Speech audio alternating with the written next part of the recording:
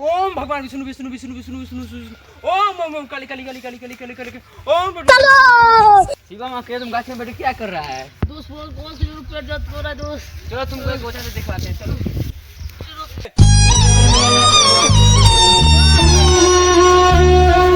चलो कुछ नहीं खाए थे, आए बैठने का इतना कोस पेट दर्द उखड़ गया। बताओ तुम बाबा को। पेट में दर्द कोस उखड़ रहा है। क्या हुआ बालक?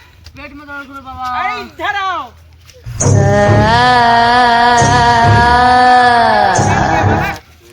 क्या है बाबा?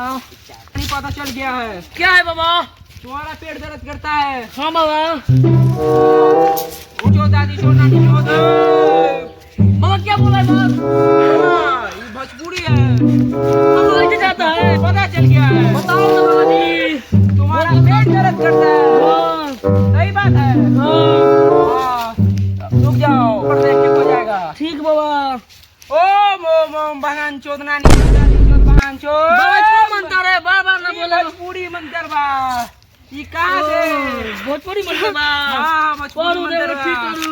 ठीक ठीक। हाथ लाओ, ये पर रखो। हो गया। तनका तनका दर्द कर रहा है बाबा। हाँ, तो दो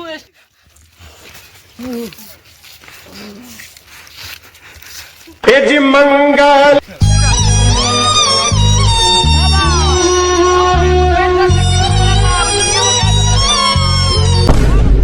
दुनिया क्या बोला? दुनिया क्या पढ़ते हैं। कौन बाबा?